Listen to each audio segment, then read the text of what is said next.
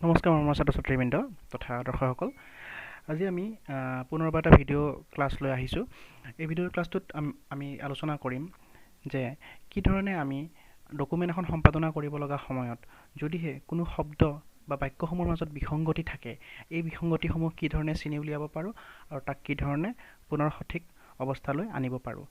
তাৰ বাবে আমি ইয়াত উদাহৰণস্বৰূপে এটা পেৰেগ্ৰাফ টাইপ কৰি লৈছোঁ আৰু সেই পেৰেগ্ৰাফটোত উক্ত অপশ্যনখিনি ব্যৱহাৰ কৰি কি ধৰণে কাম কৰিব পৰা যায় তাক চাম। ইয়াৰ বাবে মোৰ ইয়াত থকা এটা পেৰেগ্ৰাফ মই ওলাই লৈছোঁ। সচৰাচৰ দেখা যায় যে খৰতকীয়াকৈ কাম কৰিবলৈ যোৱা অৱস্থাত হয়তো আমাৰ কেতিয়াবা টাইপিং মিষ্টেক হৈ যায় আৰু দুই এটা শব্দ ভুল হৈ থাকে, নাইবা কেতিয়াবা এনেকুৱা হয় যে পাংচুৱেশ্যন মিষ্টেক কিছুমানো হৈ যাব পাৰে। আমি কিছুমান চিম্বল যেতিয়া ইনপুট হিচাপে প্ৰদান কৰোঁ, চিম্বলটো প্ৰদান কৰাৰ ক্ষেত্ৰত স্পেচ বাৰ নাইবা অন্য কোনো এনেকুৱা চিহ্ন আমি প্ৰদান কৰোঁ যিটো হয়তো প্ৰদান কৰাটো অনুচিত। গতিকে সম্পাদনা কৰি থকা অৱস্থাত এনেকুৱা ধৰণৰ মিষ্টেকসমূহ আমি চিহ্নিত কৰি উলিয়াবলৈ ছফ্টৱেৰত থকা এটা বিশেষ ধৰণৰ অপশ্যন ব্যৱহাৰ কৰোঁ আৰু সেই অপশ্যনটো আমাৰ ৱৰ্ড প্ৰচেছৰ ছফ্টৱেৰৰ ৰিভিউ মেনু টেবৰ অন্তৰ্গত অপশ্যন। আমি তাৰ বাবে ৰিভিউ মেনু টেবলৈ আহিব লাগিব। ইয়াত থকা প্ৰুফিং সাব মেনুৰ অন্তৰ্গত স্পেলিং এণ্ড গ্ৰামাৰ অপশ্যনটো ব্যৱহাৰ কৰিব লাগিব। ইয়াত থকা স্পেলিং এণ্ড গ্ৰামাৰ অপশ্যনটোত ক্লিক কৰাৰ পাছত পেৰেগ্ৰাফটোত যিসমূহ শব্দত বিসংগতি থাকে বা যিবোৰ শব্দ ইনকাৰেক্ট হয়, সেই শব্দসমূহ ছফ্টৱেৰটোৱে নিজে চিহ্নিত কৰি উলিয়াব আৰু শব্দসমূহক কিছুমান ছাজেশ্যন প্ৰদান কৰিব। অৰ্থাৎ শব্দসমূহ কেনেকুৱা হোৱা উচিত বা কেনেকুৱা হ'লে গ্ৰহণযোগ্য হ'ব তাক ছফ্টৱেৰটোৱে নিজে চিহ্নিত কৰি উলিয়াব।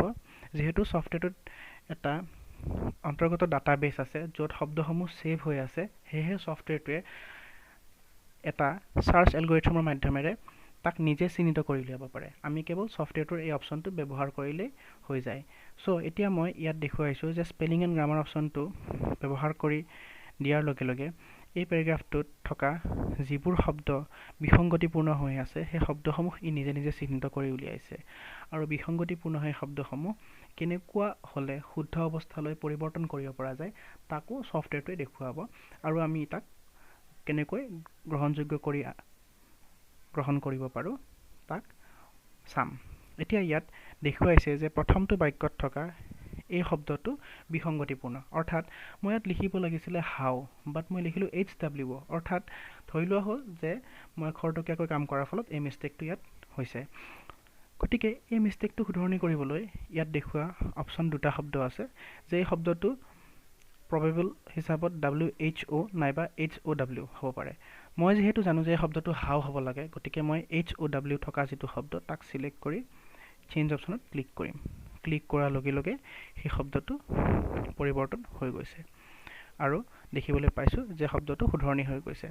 ইয়াৰ পিছত পুনৰবাৰ দেখিছোঁ যে অন্য এটা শব্দ লিছনিং ইয়াত গ্ৰীণ কালাৰত আহিছে। গ্ৰীণ কালাৰত আহিলে আমি বুজিব লাগিব যে এইটো কোনো পাংচুৱেশ্যন মিষ্টেক, এইটো গ্ৰামেটিকেল মিষ্টেক বা ৱৰ্ড মিষ্টেক নহয়, এইটো হৈছে পাংচুৱেশ্যন মিষ্টেক। অৰ্থাৎ চিহ্ন আদান প্ৰদান কৰোঁতে কিছুমান নিয়ম থাকে, সেই নিয়মটো হয়তো ইয়াত কিবা ক্ষেত্ৰত উলংঘন হৈছে।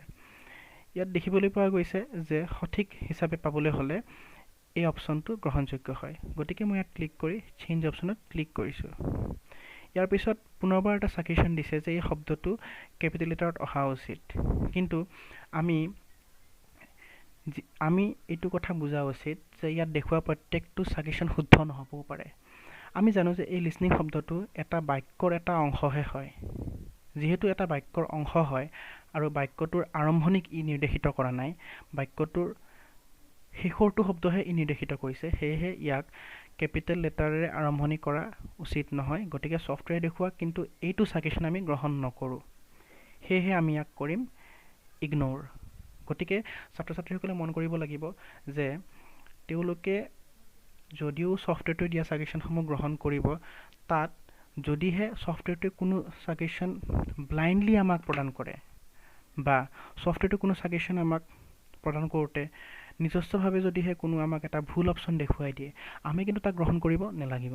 গতিকে আমি বাক্যটো পঢ়ি চোৱা উচিত তথা শব্দৰ ব্যৱহাৰটো কেনেকুৱা হোৱা উচিত তাক কিছু পৰিমাণে হ'লেও আমি জনাটো উচিত। এতিয়া আমি গম পাইছোঁ এই বাক্যটোত এই শব্দটো পাংচুৱেশ্যন মিষ্টেকটো শুদ্ধ হোৱাৰ পিছত দ্বিতীয়বাৰ আমাক ছাজেশ্যন দেখাইছে যে এই বাক্যটোত এই শব্দটো কেপিটেল লেটাৰেৰে আৰম্ভণি হোৱা উচিত আছিল নেকি। যিহেতু আমি জানো এইটো উচিত নহয়, সেয়েহে আমি ইয়াক ইগন'ৰ অপশ্যনটো ক্লিক কৰিছোঁ। ইগন'ৰ ওৱান্স কৰাৰ লগে লগে এই শব্দটোৰ শুধৰণি হৈ গৈ তাৰ পাছৰ শব্দটোলৈ আহিছে। তাৰ পাছৰ শব্দটোত দেখা গৈছে যে এই শব্দটো নেচাৰেল হ'ব লাগিছিলে, য'ত দুটা টি মই প্ৰদান কৰিছিলোঁ, হ'ব লাগে এটা টি, অৰ্থাৎ NATURAL। গতিকে মই শুদ্ধ শব্দটো চিলেক্ট কৰিলোঁ আৰু চেঞ্জ অপশ্যনত ক্লিক কৰিলোঁ।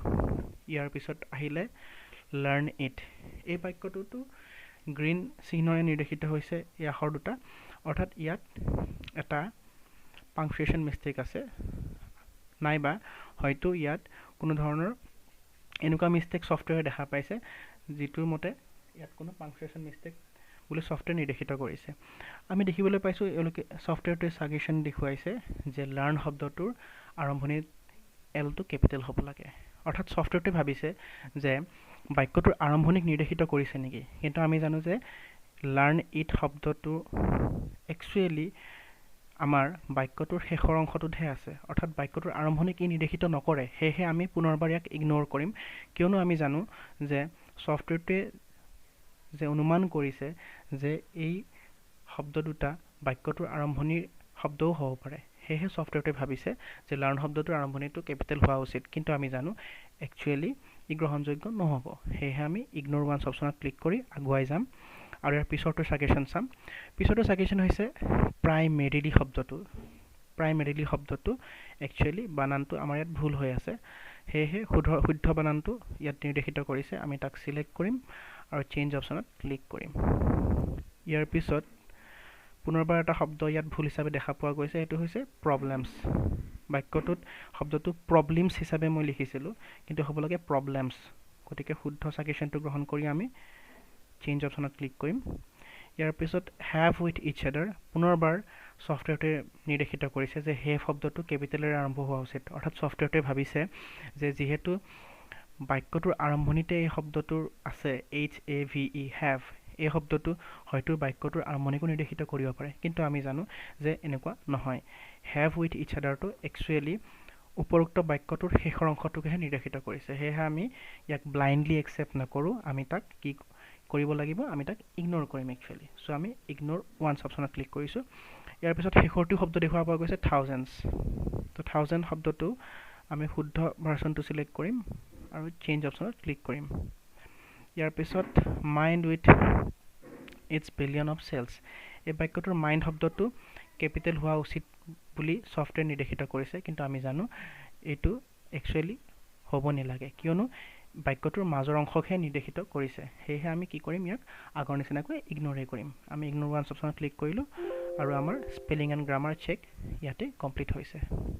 অৰ্থাৎ আমি বুজিব পাৰিছোঁ যে ডকুমেণ্টটো সৃষ্টি কৰাটো সহজ, কিন্তু ডকুমেণ্টটো সম্পূৰ্ণ শুদ্ধভাৱে সৃষ্টি কৰাটো সহজ নহয়।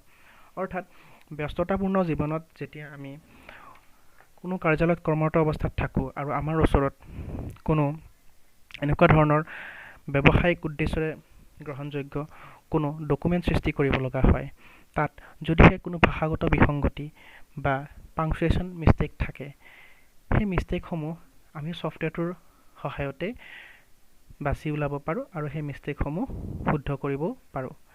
আৰু এইটো হৈছে এটা অটো ছাজেশ্যন ছিষ্টেম, অৰ্থাৎ আমাক ছফ্টৱেৰে নিজে নিৰ্দেশিত কৰি উলিয়াই দিব যে ক'ত কোনটো ভুল ছফ্টৱেৰৰ দেখা পাইছে আৰু সেই ভুলসমূহ কি ধৰণে আমি শুদ্ধ কৰিব পাৰোঁ। গতিকে আমি গম পালোঁ যে ৰিভিউ মেনুৰ অন্তৰ্গত প্ৰুফিং ছেকশ্যনৰ অন্তৰ্গত স্পেলিং এণ্ড গ্ৰামাৰৰ মাধ্যমেৰে অতি সহজতে আমি ডকুমেণ্ট এটা সম্পাদনা কৰাৰ ক্ষেত্ৰত স্পেলিং এণ্ড গ্ৰামাৰ মিষ্টেকসমূহ ক্লিয়াৰ কৰি ল'ব পাৰোঁ।